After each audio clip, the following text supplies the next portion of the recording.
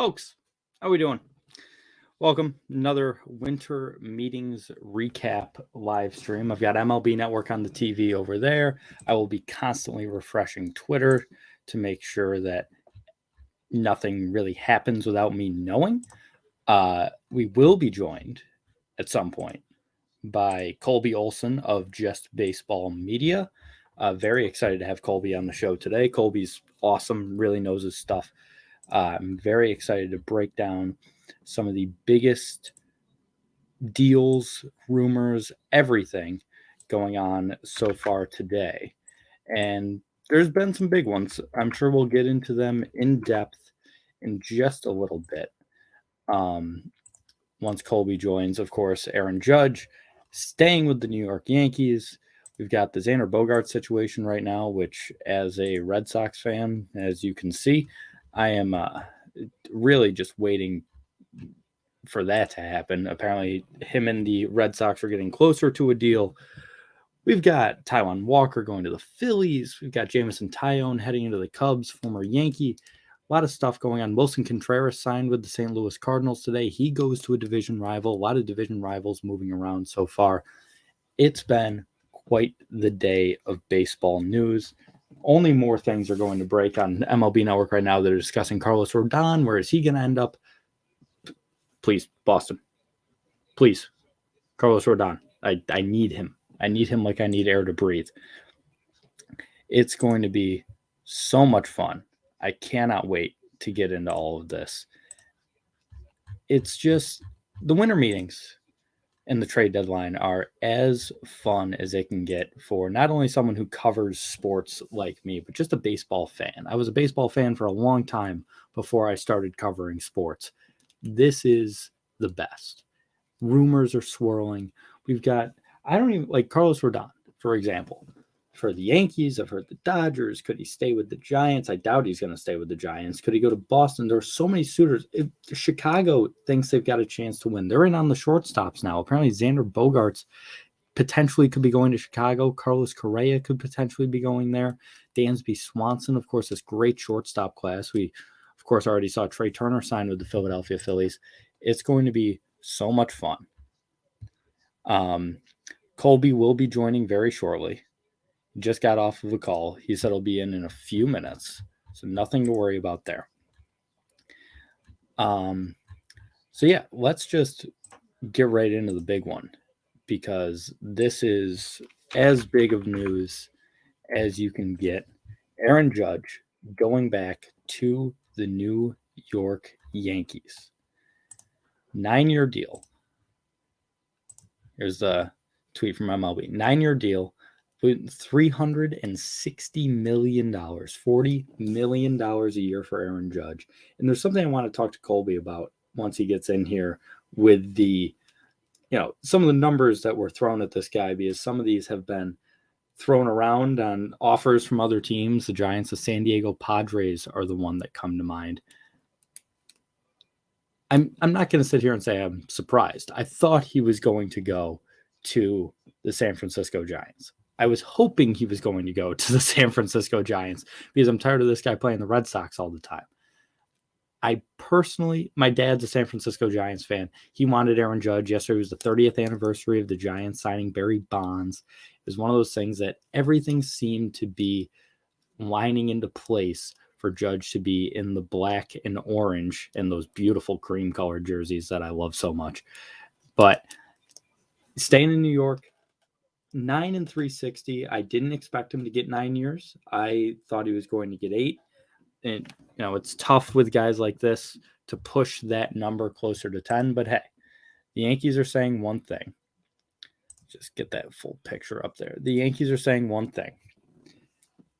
Hopefully they're going to try to win the World Series. And I say hopefully not as a Red Sox fan. I say it as a baseball fan and someone who is quite frankly sick and tired of watching the Yankees always seem to cheap out on some of these things.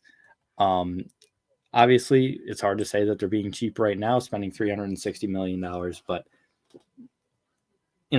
they've been in contact with people that they didn't want to give money to. It's very similar to the Red Sox situation the past couple of years, not wanting to give out the money to the big-time free agents.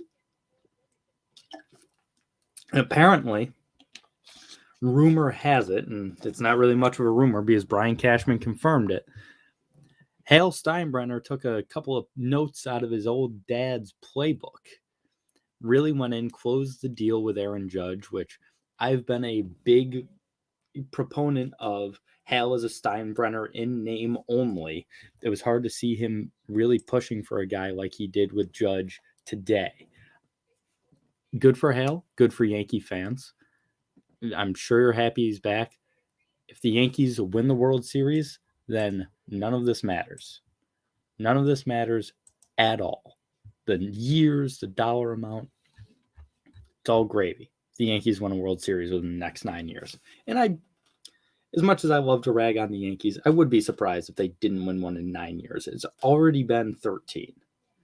This is an organization that doesn't go 20 years without winning a World Series unless Aaron Judge is the next Don Mattingly, which would be a shame. Don Mattingly is someone I also want to talk to Colby about later on once he gets in here. Baseball Hall of Fame, still very much on my mind. I know a lot of people have been like, yeah, congrats to Fred McGriff. I do want to discuss that, specifically Mattingly's case with Colby. There's a ton of stuff to cover. Judge Wilson Contreras signing with the Cardinals. He was 5 years, $85 million, if I remember correctly. I will double check on that right now. Which that's, for a catcher in this day and age, that's no small number. Catchers really haven't been getting huge contracts. There's so much worry with the position. It's a big number, but when you can take a guy from your division rival, especially a guy like Wilson Contreras, all-star level catcher, you're replacing Yadier Molina with a guy that could be, the next Yadier Molina style player in St. Louis. Now, Contreras is not the defender that Yadi was. Not even a little bit. It's 5 years, $87.5 million on that Contreras deal, is the reported number. But might not be Yadier Molina, as we add Colby Olson to the stream. Colby, how we doing today, pal? Hey, what's up, Mark? What's up, man? Happy to be here. Happy to have you on. I was just talking about Wilson Contreras going to the St. Louis Cardinals. Yeah. No, that was it's a dark day in Chicago, I think, for many. Yeah.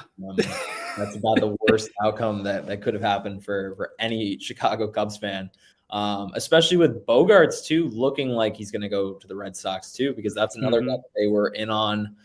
So I guess their only hope now is Dansby, maybe Correa. I don't see Correa going there either. I don't see Correa. Well, I didn't see Correa going to Minnesota either, so that man will continue to surprise me most likely. Here's the thing with the Cubs that I don't understand. Their direction. You go out and get Seiya Suzuki, big international signing, looked great for the first couple of months, obviously fell back down to earth a little bit last season. Dealt with some injuries. Yeah. Dealt with some injuries.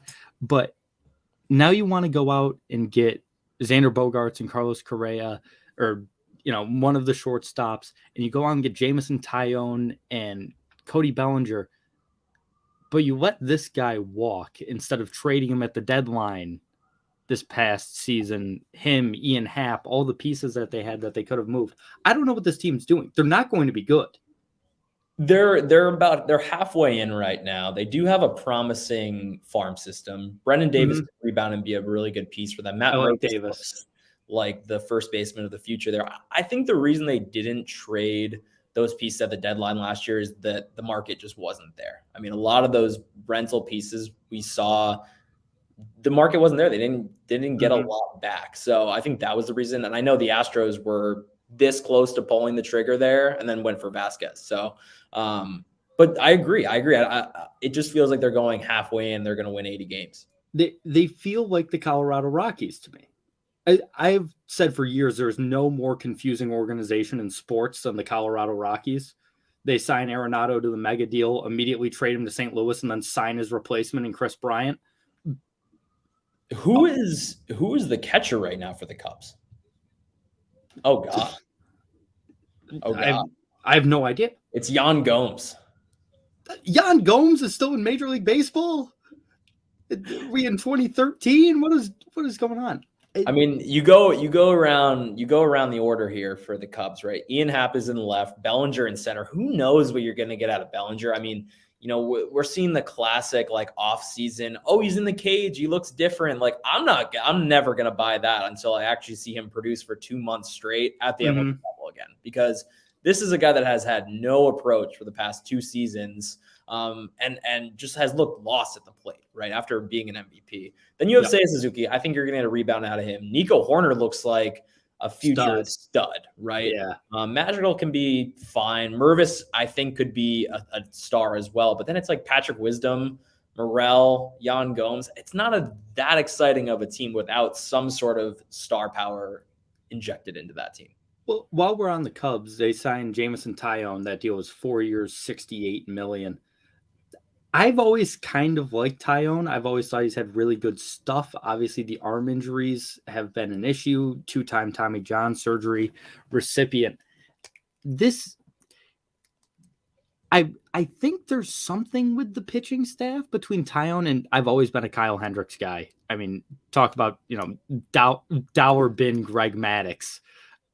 Throws 88 miles an hour with sink and just people can't touch him. I think there's something there, but the Brewers have made some interesting moves, but I still think they'll be a threat just because of the pitching staff. The Cardinals are always going to win 88 to 92 games. It doesn't matter if you've never heard of a single player on the roster. They're always going to be there. You're fighting for third with Pittsburgh and Cincinnati. And right now, part of me likes the pieces Pittsburgh has just as much as I like the Cubs. So it seemed, and you're not going to be fighting for a wild card spot finishing third in that division. It feels like the Rangers last year. It feels like the Cubs are being the discount bin Rangers from I would say year. discount bin, because at least the Rangers have shown that they'll pay up for the superstars, right? Getting DeGrom this year, obviously, but Seager and Simeon are well above anything the Cubs have done yet. Bellinger, you might as well take a shot. I don't hate the signing, right? It feels a lot like a lot of money. Syndergaard last year for $25 million. Like that's what it feels like. It does feel like that, and he was pitching the 6th inning for the Phillies in the playoffs, so that didn't really work out too well for the Angels. At least the Angels tried with a pitcher. That's something that they usually don't do. But $17.5 million. I know the guy's a former MVP. I know he's made quite a bit of money in his career, but like you said, has looked absolutely lost at the plate for 2 years now. This isn't a small sample size. This is a significant chunk of Cody Bellinger's career where he has not looked good. And even after the Rookie of the Year season, he followed that up with kind of a clunker. So the guy's never been consistent. I mean, over his last 1,100 plate appearances, give or take, he has a 203 batting average, a 78 WRC plus, and just 41 home runs, right? This was a guy that hit 47 home runs in his MVP season. He hit 39 as a rookie. Mm-hmm. Where did that power go? Despite the strikeout numbers, despite all of that, where did the power go? I'm shocked. I haven't been studying a ton of Cody Bellinger film. He looks different at the plate. Like there's something about it. I don't know if it's his load, his hands are in a different spot, but if you look at his MVP year and look at him now, it's not in sync. Cody Bellinger always had, when his swing was on, it was such a beautiful looping left-handed swing. Everything looked in sync. It looks out of sync, and sometimes guys just get into a funk and sort of need to relearn how to hit.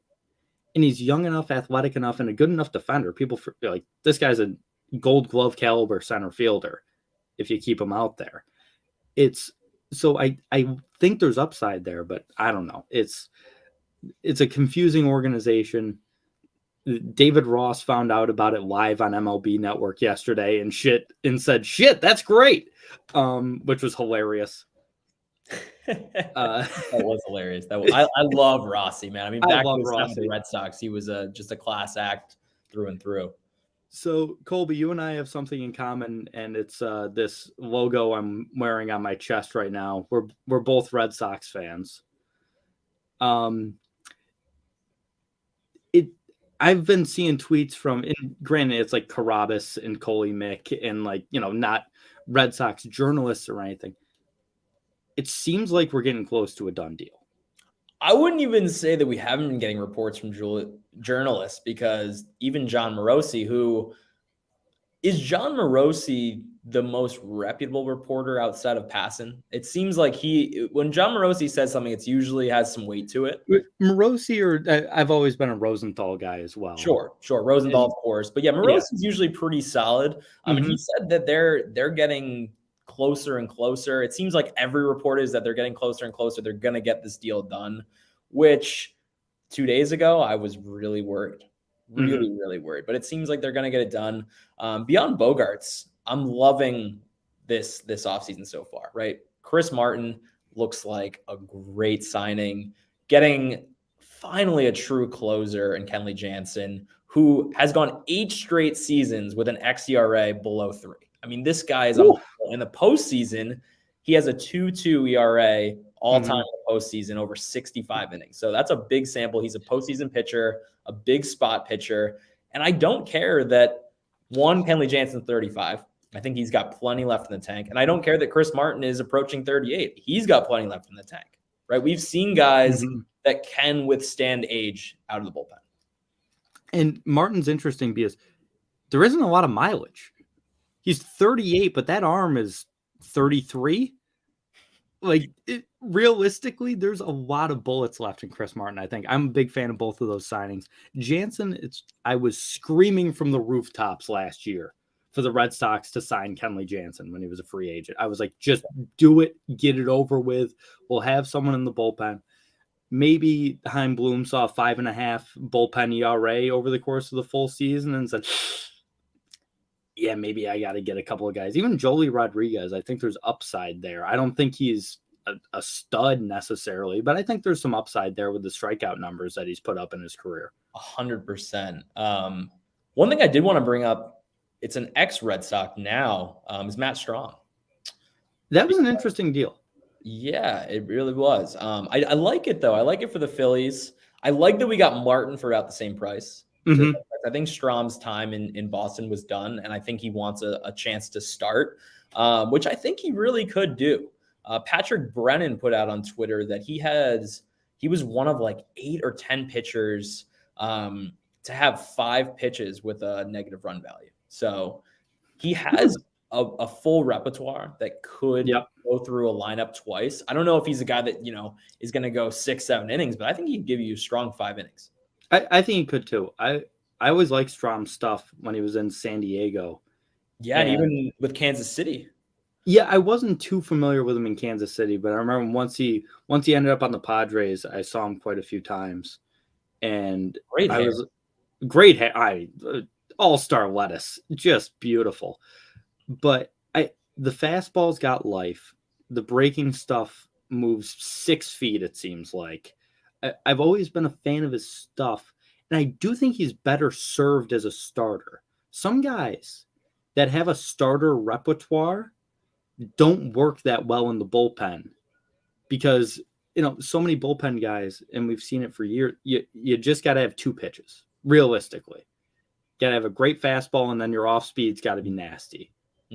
You almost overthink when you're a starter in the bullpen. You're like, okay, 2-0, get me over curveball here. And then you miss the zone because you haven't thrown a curveball in 3 days because that was the last time you pitched. And I feel like he gets in a lot of guys' heads.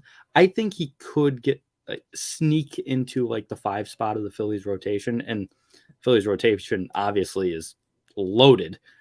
Also signed Taijuan Walker, which as someone who works it kind of works for the Mets organization, working for the Syracuse Mets. I followed the Mets a lot. Taijuan Walker is like the most hated guy by Mets fans that doesn't deserve it because he was just really solid. You don't need him to be your number one. You had DeGrom, you still have Scherzer, Verlander. He was never going to be, that guy. And you would just 6 innings, 2 earned, 6 strikeouts, call it a day, give your team a chance to win. That's such a great depth piece for Philadelphia.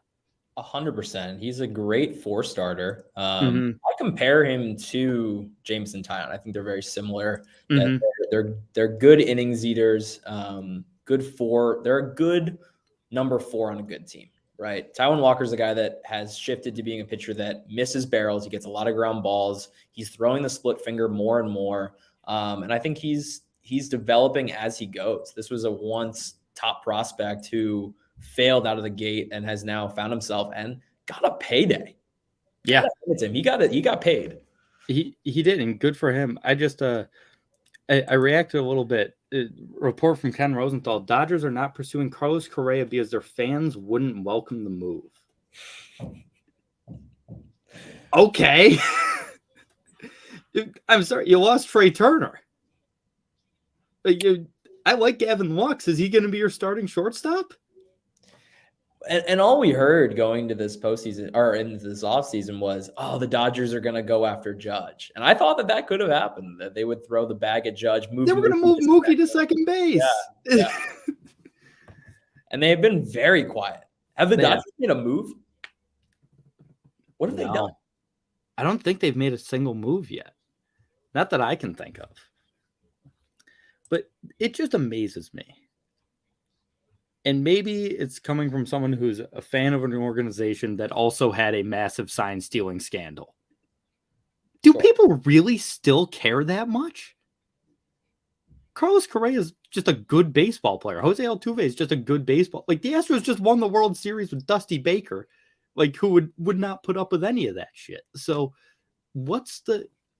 I don't hate these guys. I mean, I don't like Correa personally. I've never been a fan just because I think he's kind of an asshole.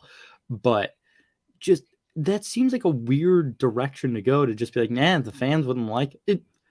They're going to like a shortstop that hits 30 home runs and has one of the strongest arms at the position in baseball. Mm-hmm. They're just going to like that guy. They'll learn to love him. Weird move by the Dodgers.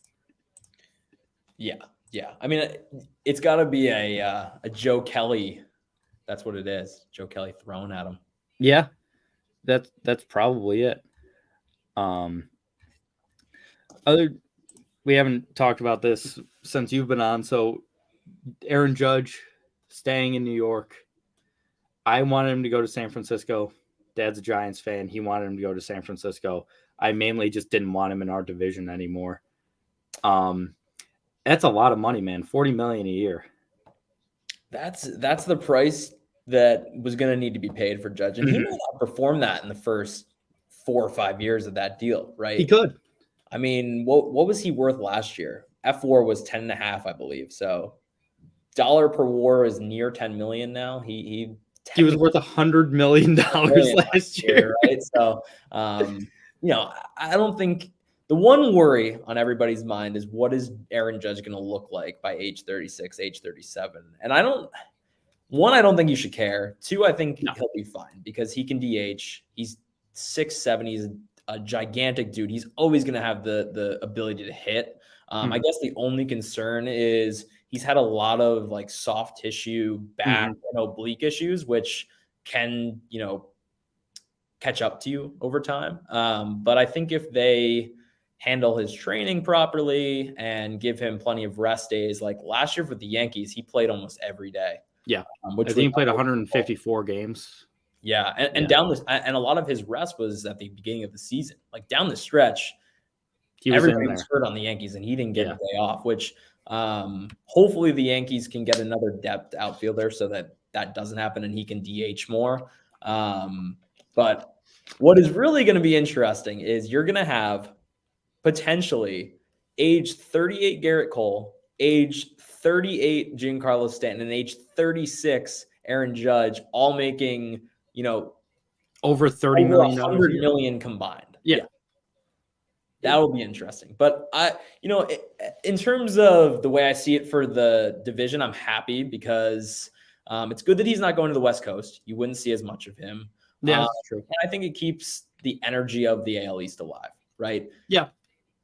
It's that rivalry. Mm-hmm. Are you going to hate it when he beats the Red Sox? Yes, but it's just what it is. It's just what it is. You can't lose a guy like that. I'm glad that the Yankees came to the table because Hal before this had seemed kind of gun shy.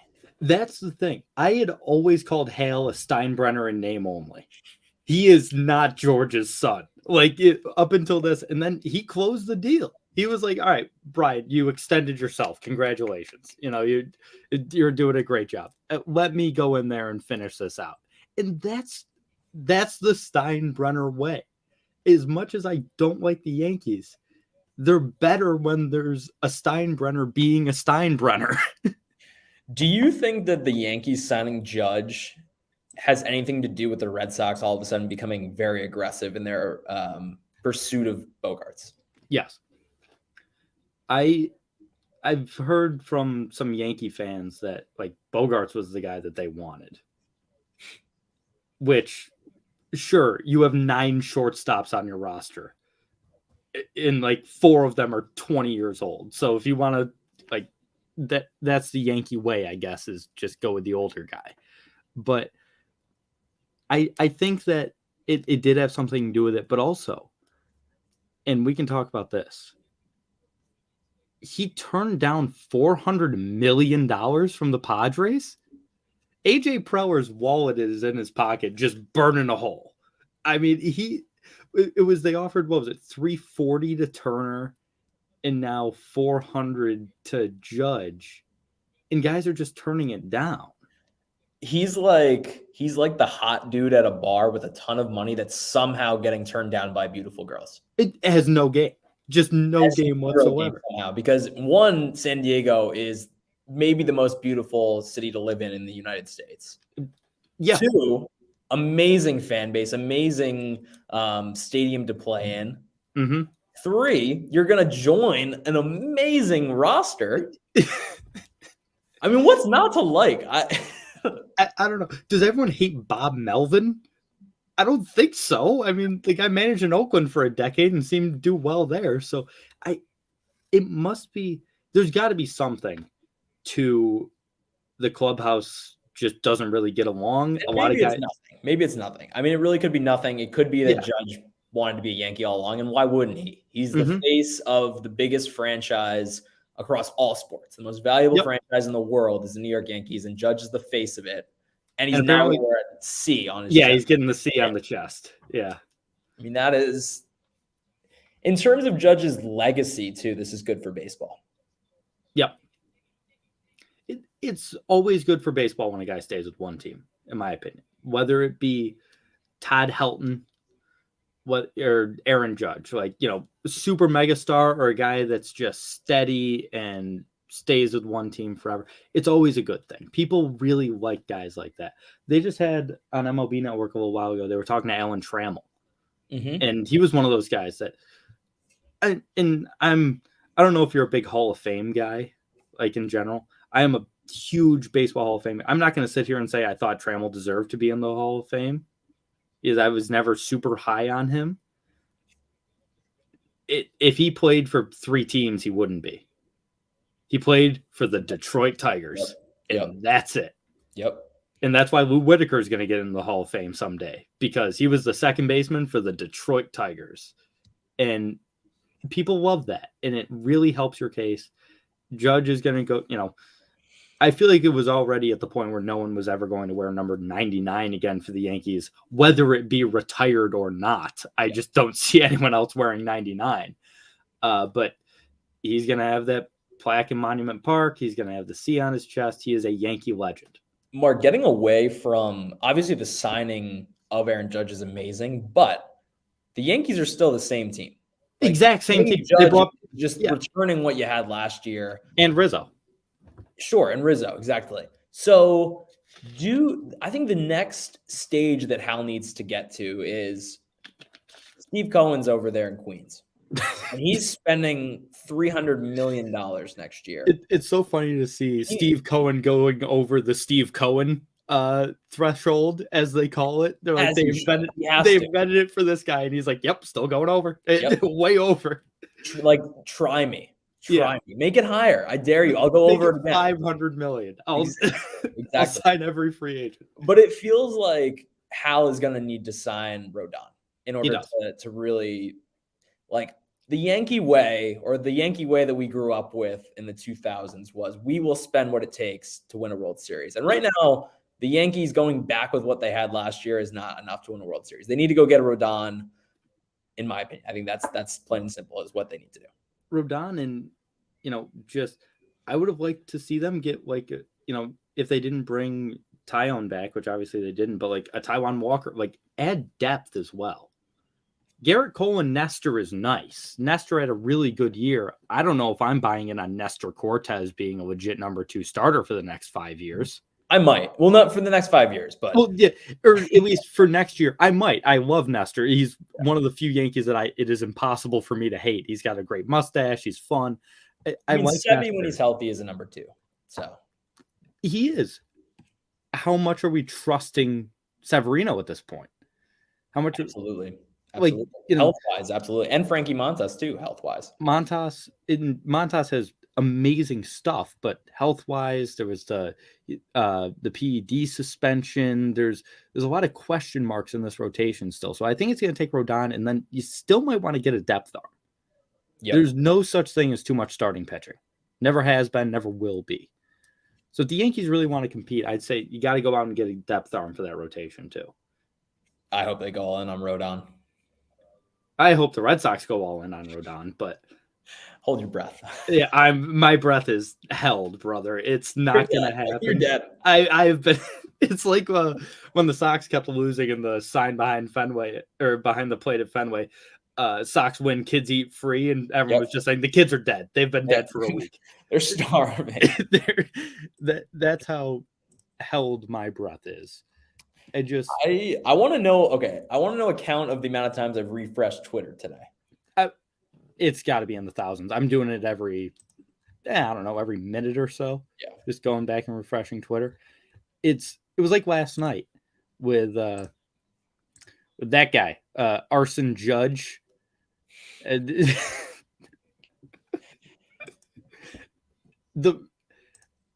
We're both, young, wannabe sports journalists. You, of course, work for Just Baseball, an awesome website. John Heyman's the worst, right? That guy stinks. Is it him or Nightingale? The sad part of this is I genuinely believe that both of these guys are great dudes. Oh yes, I've met John Heyman. Very nice man, very gracious man. He's not very good at his job. Does he know how to type? That he does way too many typos. Oh well, yeah. He went to the Peter Gammon School of Tweeting, for sure. But I just wonder who the source was on that. Well, there was that one account with like 800 followers that happened to get Verlander right that said Judge is going to the Giants. I wonder if he just used that. There's no way. There's no way. There's no way. I agree. There should be no way, but he was batting 1,000, man. He nailed Verlander. Maybe this guy actually knows something. Yeah, I would love for them to turn the tides or turn the table on John Heyman and go, okay, well, you're usually the reporter. We're actually going to interview you now. You're having a press conference on why you got this wrong. I would love that. And it would never happen. No. It would. People never hold journalists up to an actual standard anymore at Adam Schefter. Shots fired. I will take as many shots as that man as I want, asking people to edit stories that are about them and then clearly taking money for the Deshaun Watson PR campaign. At least he didn't leave the tweet up long enough for Yankee fans to start burning Aaron Judge jerseys. This is true. One of the worst traditions in sports, the burning of the jersey. It was hilarious. And my dad had just walked in the door as soon as he had tweeted it. And I said, Dad, it might be happening. And he's like, don't you tease me, son. Don't do it. I was like, it might be happening. It needs to be confirmed. And then immediately he was like, nope, got it wrong. The funny thing about that is on the opposite side of the spectrum, my dad is a Yankee fan, actually. I'm a Red Sox fan. My dad's a Yankee fan. Complicated story, but I was on the bus ride home from work, and I called my dad as soon as it happened. I said, Dad, Judge is gone. Can you believe it? And we're chatting for like 10 minutes. I finally get back to my apartment. I put him on speakerphone, just check Twitter again. Like, what's going on? And I see, I got it wrong. I jumped the gun. I messed up. And I'm like, oh, Dad, no, he's not gone. He's not gone yet. But you just had the feeling even then that it was still going to go through. Like, okay, he jumped the gun, but it's still going to go through. The Giants are going to get him. They're going to come out with this. I saw Susan Slusser tweet it too. And I trust her way more than I trust John Heyman. Even she was like, sources are saying this is probably going to happen. And so I was still like, okay, Judge is probably a Giant. It's kind of rare that we see a huge switch like that, especially I have a feeling Hale might have just offered him the captainship on the phone. Like that might have been closing the deal because apparently the deals were the same. Yeah. It was 9 and 360. Do you want to go home where you grew up a Giants fan and your family will be there and it'll be great? Or do you want to stay here and be the captain of the New York Yankees? I think that's what closing the deal was for Hale, was just saying, we'll put the C on your chest. And that's enough to get a deal done for most guys. Yep. But yeah, the Yankees are in a tough spot. A lot of teams are in a tough spot. You know, if you're not the Philadelphia Phillies, who just have unlimited money now, apparently, or the Mets, or there's still a lot of moves that need to be made. Even the Astros. Are they really going to run it back with Martin Maldonado as the starting catcher? I thought for sure that they would make a last minute call for Wilson Contreras. I really thought. But I don't think the Astros trust Wilson Contreras enough defensively. I think that's the problem. I really think that's the problem. Apparently the asking price for Sean Murphy right now is insane. So I don't know if the Astros have what it takes to go get Sean Murphy, just knowing obviously their farm system is like middle of the road. No one really impactful. Like they're not trading Jeremy Pena. There's no way. Yeah, no. So yeah, I don't really see Sean Murphy happening right now. So yeah, I mean, they're not going to I don't think they're going to bring Vasquez back. Maybe. Yeah, that could be it. I mean, there really aren't many other catching options. In the Astros too, they obviously they're the reigning World Series champions. They're a great team. I still don't love that lineup, even with the addition of Jose Abreu. I think Chas McCormick. Yeah, like he's the big one, and he hit big home run in the postseason. But just in general, seeing him in center field when they had George Springer for so long, it just doesn't feel right. Yeah. No, I hear you there. I don't mind it just because center field is one of those positions now in baseball that's one, pretty weak, and two, it's dominated by guys that can play high level of defense and just be kind of middle of the road. If you're league average out in center at the plate, we'll take you all day long. And that's what JBJ was for so long for the Red Sox.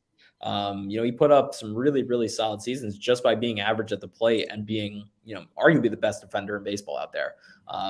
One reason Kike has had so much success.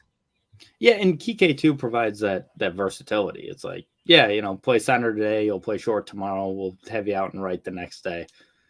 And there's always room for guys like that. Oh, look at that. They're talking about the Cubs offseason outlook on MLB Network. Get with the program. We talked about that like 20 minutes ago.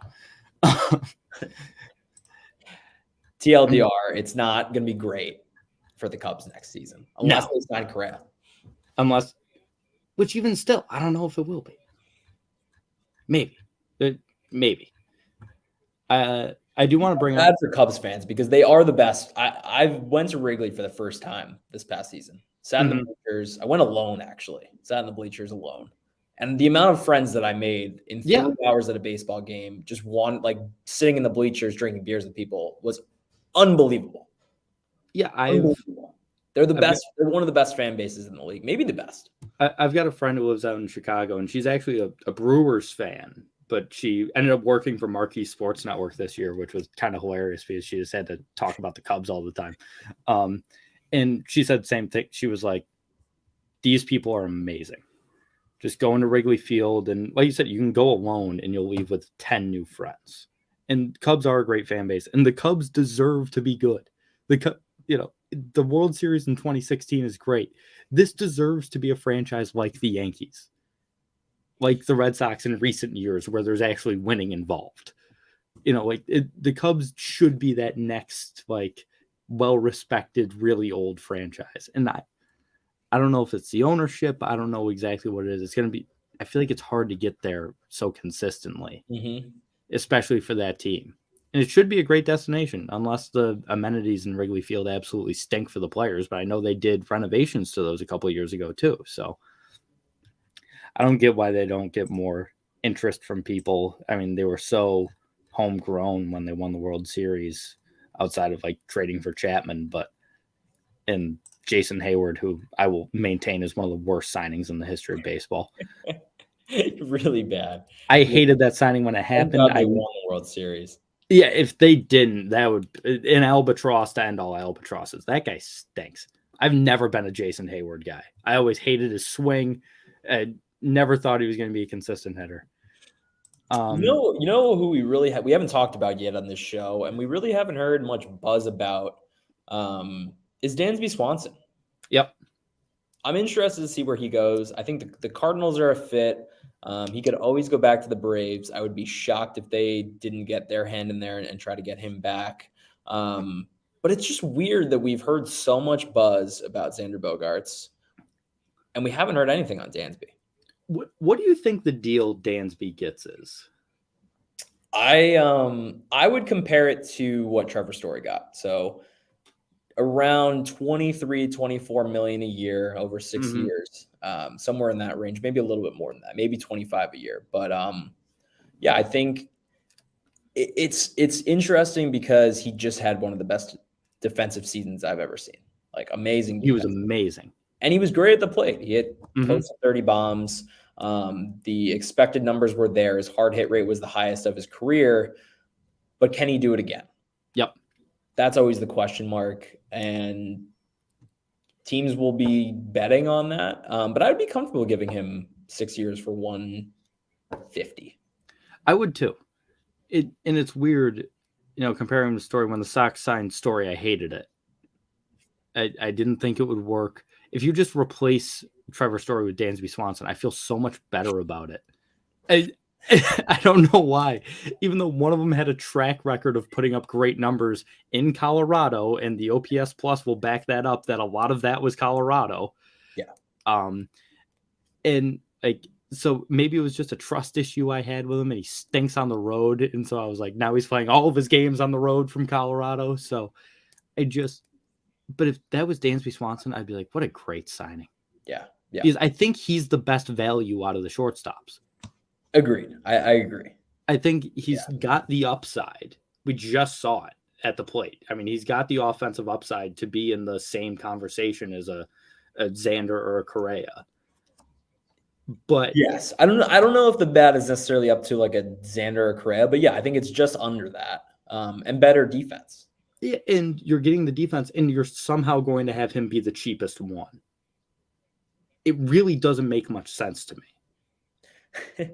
I did want to bring that up about Xander, because obviously the Red Sox need to re-sign him and give him whatever he wants. If he wants $200 million, you re-sign him, because that guarantees you also re-sign Devers. At least in my mind, if you sign Bogaerts back, Devers is coming back for sure.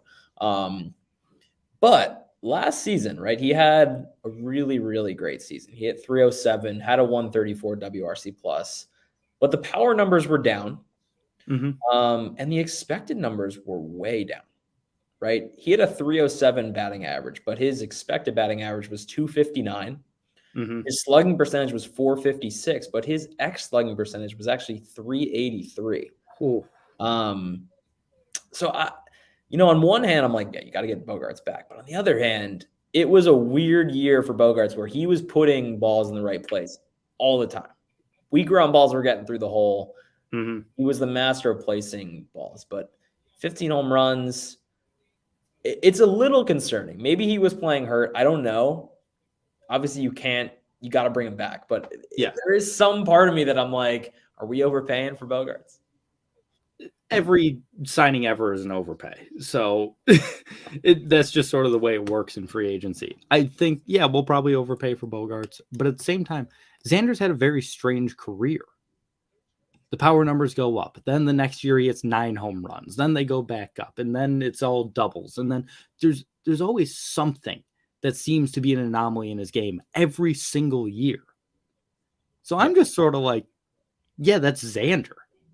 It's sort of what we've seen from him since 2013. And so is it worrisome to hear that X slug and X average number? Yeah, it is. The BABIP must have been through the roof. But it's a little worrisome, but at the same time, I just sort of trust the guy. And how could you not? Yeah, how could you not? He's the longest tenured guy on the team, which, by the way, if he leaves, that makes Matt Barnes the longest tenured Red Sox player. And I hate the sound of that because he shouldn't even be on the team anymore. He finished the year strong. Let's have faith. I will never have faith in Matt. When Matt Barnes was good, I was saying he was bad. So I will never have faith in Matt Barnes. He's a Connecticut boy. I'll always have faith. That's fair. At least he's a New Englander. I just trust Xander, and I trust that the power will bounce back. He did have some like weird nagging injuries at points throughout the year where it was like pretty clear that he wasn't playing fully healthy. And I feel the same thing about Devers too. There were points last year where I was like, Devers does not look right. No, he definitely had those. So I also think, and I could be reading too much into this, I think Kenley helps. With teammates or what? Just with Xander. Okay. Yeah. Teammates on Team Netherlands in the World Baseball Classic. These are guys that like each other. These are guys that have been in a clubhouse before together. So bringing him in might be like a little sweetener to be like, all right, Xander, we brought in your friend, guy you can hang out with. Now we'll sign you. And then they'll be like, hey, Raphael, we kept your friend. I think it's just it might be a chain reaction to get all of these deals done for the Sox. Yeah. I'm just pleased as a Red Sox fan after hearing just constant shit thrown my way about Time Bloom for the past 6 months. Oh, yeah. Year, especially in the past 2 days after we missed out on seemingly every guy that we tried to get. We were in second place. Eflin went to the Rays. He's from Tampa. We had it happens. Like Heaney's from Oklahoma. He wanted to go to Texas. Like every guy we went after was like, I would love to play for the Red Sox if I was from there. Yeah, but I'm not from there. So it was nice for us to finally like Heim got Kenley. Like he got his closer. He got a guy. And now, looks like he's gonna get Bogart. So speaking of Andrew Heaney, am I a psychopath or is this guy not good? Yeah, you're a psychopath. You're a psychopath. Like, I've never thought Andrew Heaney was good. The only thing holding back Andrew Heaney is his health. But when he's on the mound, Andrew Heaney is a great pitcher. I mean, he's had stretches over the past couple seasons that, like, if he could put this together over a full season, we could be talking about a really, really good pitcher. I look at a guy and I'll fully admit you're more into the more advanced numbers than I am. Like I look at them and, I think I consider them, but I look at a guy who had a really good year for the Dodgers last year. ERA at 3.10, strikeout numbers were really good. He had 110 strikeouts and 72 2/3. Like that's really promising. He's always had solid stuff. But then I look before that. 5.83 ERA, 4.46, 4.91, 4.15. So there's a difference between not being able to stay healthy and when you are pitching, you're just giving up a lot of runs. Yeah, sure. So just to give a little context to before last season, Andrew Heaney went to the Dodgers. He actually developed a new slider that he had never thrown before. If you go to Baseball Savant, you'll see that, all of a sudden he's throwing a slider 32% of the time that he just didn't have. And so this slider is nasty. It looked really good last year. Sweeper, right? Where ton of movement on that thing. And that's really what helped him become a different pitcher last year. It's so hard. And I think the same thing about Michael Wacha because Red Sox fans were going bonkers for Wacha last year. Wacha just got lucky. He just got lucky. He's never been good. But I see a guy like Heaney, and it's so hard for me to be like, really? That guy's getting multi-year deals and people really want him? I would have been really happy if we signed him. Really, really happy. Yeah, maybe it's just I didn't watch enough Andrew Heaney starts for the Dodgers because that for me that sounds like pulling teeth. Really, you got to watch some Andrew Heaney starts. He's a different pitcher, much like Tyler Anderson is a different pitcher now than he was in years before going to the Dodgers. There is something to be said about the way that the Dodgers can develop a guy mid career, even what the Astros have done with pitchers over the year, right? The Dodgers are doing it too, giving Heaney a new pitch. That's all it takes sometimes. Yeah, Mark Pryor has done an amazing job as the Dodgers pitching coach. And I kind of, I don't know, I just think of how much more well-respected he would have been before this point if Dusty Baker didn't make him pitch until his arm fell off. It just... A guy that I haven't heard any buzz on, Taylor Rogers, and a guy that could have been another target for the Red Sox at closer, who struggled at the beginning of last year with the Padres. And then when he went to the Brewers, had like one or two blow-ups, but down the stretch was really solid. Really solid. And I've always thought he was an underrated high-leverage reliever. I like both the Rogers boys. I like Tyler, too, out in San Francisco with that real funky motion. Yeah. I think it's so hard trying to gauge a relief pitcher's market. I feel like it never really goes the way people expect it to. You got guys like Edwin Diaz signing 5 for $100. I thought we were done giving closers 5 for $100. I thought those days were past. There's no way that contract ends up being good. There's just no way. The Chapman contract was the worst contract the day it was signed. Yeah. Oh my God. Chapman, I've said it before, it should not be in Major League Baseball anymore, and it has nothing to do with his performance on the field. But so sometimes you get deals like that, and Edwin Diaz was great, and he was easily the best free agent available in terms of relief pitchers, so he's going to get paid like it. But then I see Kenley Jansen, a guy who's been an all-star and a guy who's got over 300 saves. I saw the 8th, I think it was 8th, 9th, and 10th highest save totals have all pitched for the Red Sox at some point. Wow. It was Kenley Jansen, Craig Kimbrell, and I forget who the other one was. And it might have been Papelbon. But so they get a guy who's established, and it has, like you said earlier, great postseason pitcher, always been a great big game pitcher. You get him for $16 million a year, and the Mets are paying Edwin Diaz $20, but on a much longer deal. Yeah, he had a great season last year. We've also seen him blow up multiple times in the past. Like his first season with the Mets was atrocious. Not just, he wasn't himself. It was that bad. So I don't know how you can expect that level of consistency out of a guy that in 2 years in New York has been both great and then absolute dog shit. He had one of the best relief seasons of all time. He did. And he deserved to be paid. But like I said, I just didn't think we were still paying closers 5 for one interesting note on Edwin Diaz is his slider usage year over year. So from about the time he came up until 2021, his slider usage was right around 35 to 37%. Last year, his slider usage, 58%. So he stopped throwing his fastball as much. Mm-hmm. And that was a huge reason for the step he took forward, because average against his slider last year, 114 with a 54.7 whiff percentage. Numbers against his fastball, still not great, right? 266 batting average, a 334 WOBA. So not as good of a pitch, even though he throws it 99 to 103. But increasing that slider usage was really what allowed him to take the next leap. Another guy I haven't really heard too much on, and I expected his market to be, I expected it to be bigger, and we sort of brought him up earlier, was now I'm blanking on his name. Christ almighty. Describe him. I just totally lost it. Just totally lost my train of thought right in the middle of saying it. Whatever. All right, we'll get back to it. That was great. I was thinking about it, and I was like, who am I talking about? Yep, nope. Let's talk Hall of Fame a little bit. Sure.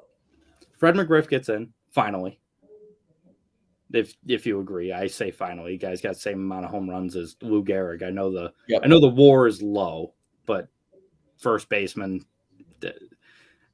How much do you use WAR? You definitely use WAR.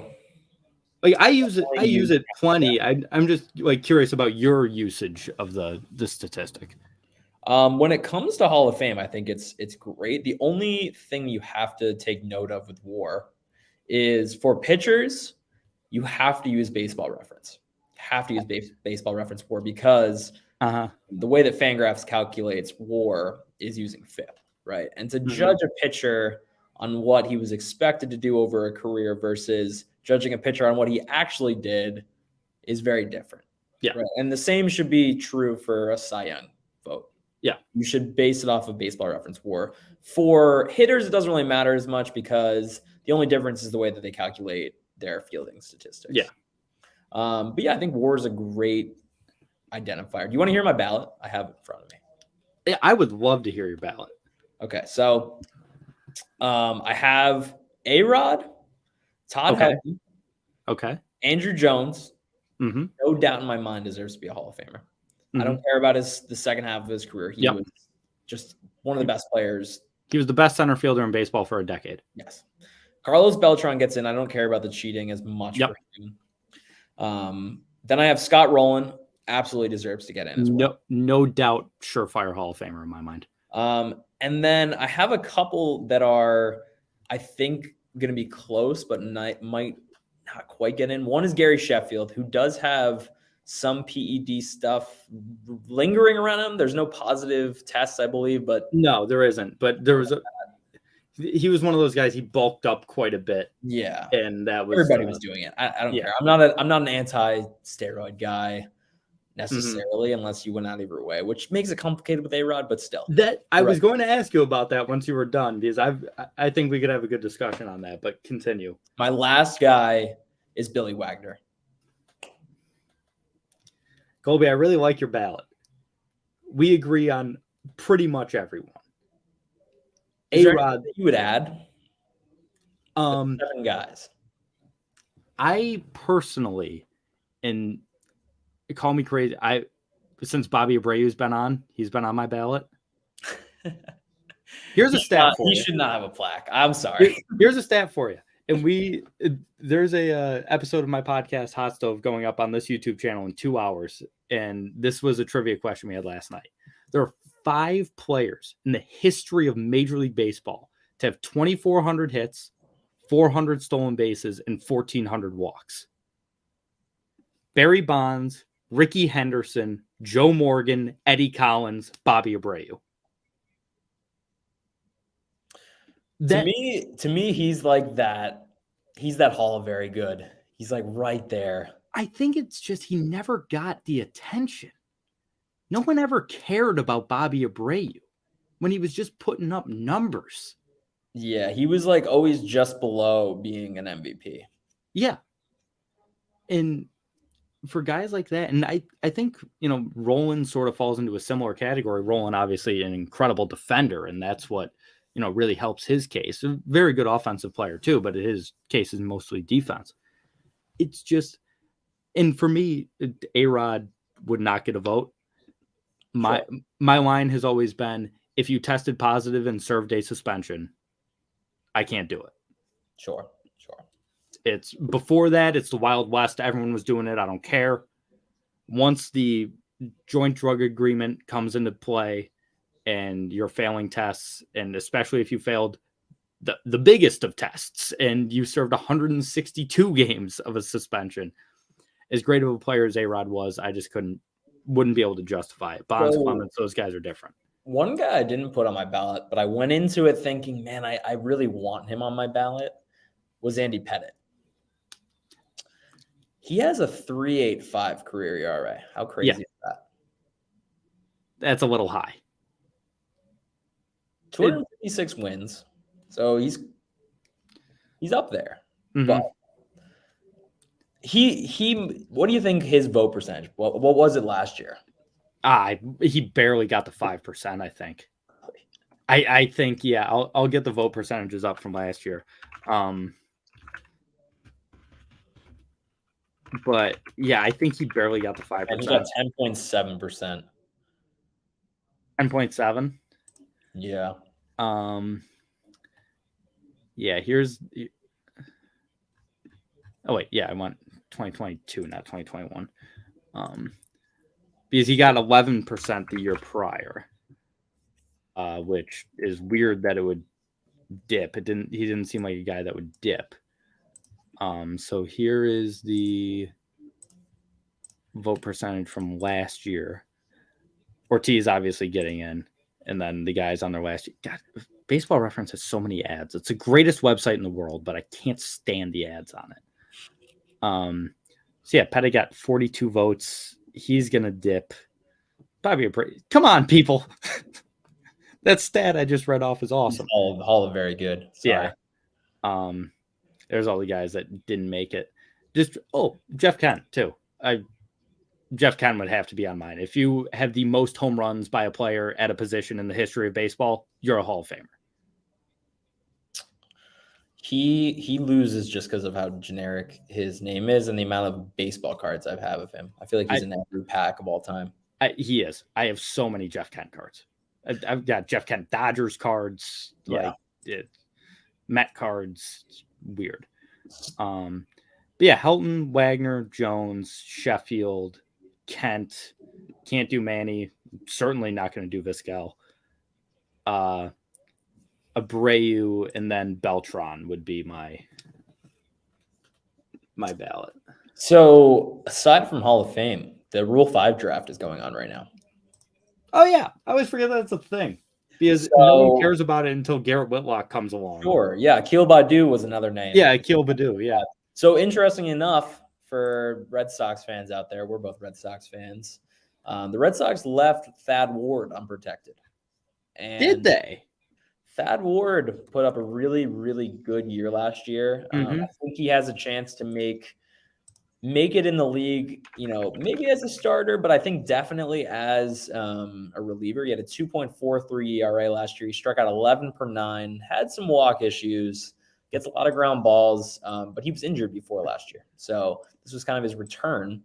He just went 1-1 in the Rule 5 draft, and the Red Sox left him unprotected, if that says anything. So that might have been a Chaim Bloom mistake. Where'd he go? To the Nationals, so it won't matter at all. Oh, yeah, it doesn't matter in the slightest. Yeah, I like Thad Ward. That's really interesting that they totally left him unprotected. I mean, guy's only 25 years old, about to turn 26. Like you said, has been really solid in the minors. That's interesting. It's a loss we'll have to deal with, I guess, but Rule 5 draft is so weird because how rare is it that someone actually comes out of it? It's rare in years past, but the thing to note about this year is that with COVID in 2020, rosters have clogged. There's a lot of really good minor leaguers right now that are actually eligible. Oh, see ya. I'm still here. You can keep talking. I'm just trying to fix my camera because okay, no worries. Yeah, you're frozen. So yeah, the interesting thing is this year there's a ton of great Rule 5 eligible players, more than we've ever seen, and that's just going to be true throughout the next decade. There's more and more talent coming to Major League Baseball. Training practices are becoming better. Guys are learning how to become better baseball players, and with that comes better talent. So yeah, I'm interested to see what happens. I know there we go. Just Baseball, actually. If you go to justbaseball.com, we put out an article today, top Rule 5 eligible prospects ahead of the draft that's going on right now. So I can read out those names for you. There's some interesting ones. I will get the go out. We'll show off the website here. Hold on a second. There we go. Justbaseball.com. Yeah, there we go. There it is in all of its glory. So yeah, some names to know. Blake Sable is a catcher outfielder for the Pirates. He's a guy that's available. Ronnie Simon is a guy that hit 22 bombs last year when unprotected. He stole 34 bags when unprotected. Woo. What yeah, wait a minute. Look at these numbers. What? Yeah. He's 22. Yeah. And that's in double. Yeah. I mean, he was facing good competition at 22 years old. But this is the thing, right? The Rays, for example, the one problem, and it's not a bad problem to have, but one problem with developing so many good players is that you don't have room for all of them. Yeah. And you got to put them somewhere because their clock runs out eventually. So they couldn't protect Ronnie, and so now he's in the Rule 5, and I think he's going to go pretty high here. I'm seeing Jimmy Herron's another intriguing guy, actually. He's from the Rockies system. He can hit. Yeah, I just saw one as I was scrolling through here. There he is, Jake Mangum. I got to see quite a bit of Jake Mangum this year when he was with AAA. This guy, he's 20, he's 26, going to be 27, like it says there. This guy defensively in center field is insane. I mean, we are talking like one of the better defenders I've ever seen at the AAA level. Just will track everything down. He's fast. Stolen bases, it says 14 there. He can steal more than that. He's really quick. I don't know how the bat will play at the next level. If he's unprotected, someone will take him. Yep. Just because the film on him is so nice. So just to give an update, so Thad Ward is in that article, just got taken first. Ryan Noda is also in this article. He got taken second by the A's. Mm-hmm. And then Blake Sable, another guy that I mentioned there too, he got taken fourth by the Reds. These folks at Just Baseball know what they're talking about, folks. I mean, my guy, Aram Layton, is just the prospect guy.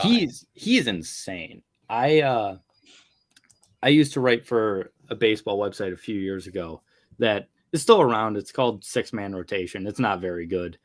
I wrote for them a while ago when it was better, and they had like a couple of prospect guys, and Aram just blows them out of the water. His stuff is so in depth, and he knows every like top 50 prospect for every team. Yep. Like he can name like the entire system. It's wild. The really cool thing that sets Aram apart too is he is genuinely friends with a lot of these minor leaguers. Yeah. We had Joey Loperfido in the office on Monday. We did an in-person interview, first in-person interview that we've ever done at Just Baseball. Really cool. Cool. But yeah, Joey came in the office, stuck around for like 2.5 hours, 3 hours, just like hanging out, telling us stories. Just couldn't have been a better dude. But it's just, there's a difference between scouting and actually like being in the, like hearing the real feelings and thoughts from minor leaguers as well. Mm-hmm. You get another side of the game when you hear them speak about it that you don't get from just like hearing Keith Law speak. Yeah. And like it's different. Keith Law, great. All the Jonathan Mayo, I think, is awesome. You're right. The way Aram goes about things and like actually knows these guys, and it's amazing the input he's able to provide. I think we're just about going to wrap it up. I was hoping there would be breaking news over the course of this. Yeah, it's quiet, man. It's gotten really quiet. This happened when I did this a couple of days ago, too. There was so much news beforehand. I started streaming, and I streamed for like 2.5 hours, and nothing happened. Pat was on. Oh, my God. Wait, hold on. We got a fun one to end the stream. Oh, what do we got? Who? Is this so it's actually a Rule 5. It's a Rule 5 pick. Okay. Do you know, of course, Noah Song. Mm-hmm. He just got taken in the Rule 5 draft. And so for anybody listening, really, Noah Song is currently serving in the Air Force. He's a fighter pilot, went to the Naval Academy, got drafted, second-round pick, was a Red Sox top prospect, and then had to go serve his 4 years. So he's currently serving and not playing baseball, and we had to leave him unprotected, obviously. So Phillies took him. What is interesting about this is that you get taken the Rule 5 draft, you're added to the 40-man. Like you have like that takes the spot away. He's not going to be able to play. Yeah. Does Dave Dombrowski know that? Does he know that it adds a spot to the 40-man roster? I don't know if Dombrowski thinks this is a real thing. That's fine.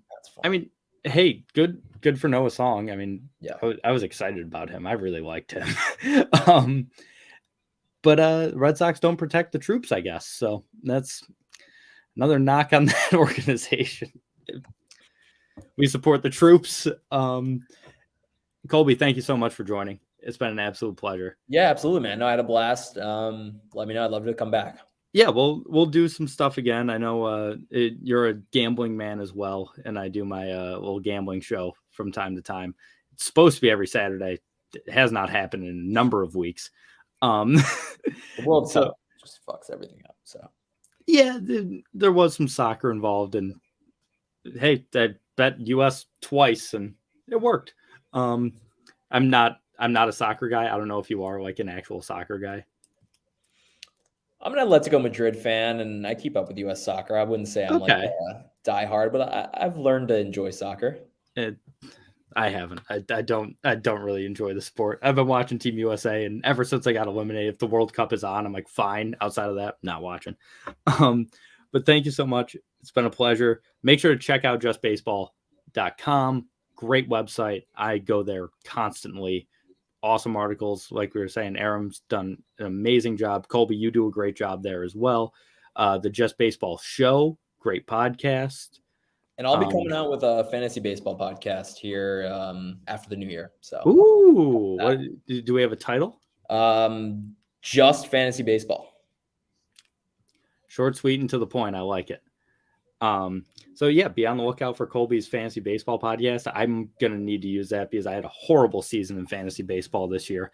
So I'll definitely be listening to that, and you should too. Follow him on Twitter at Colby Olson 3. Follow me at marker box underscores in between the different words. You know how it goes. They've been scrolling across the bottom the entire time. Thank you, everybody. Thanks, Colby. We'll see you next time. Peace.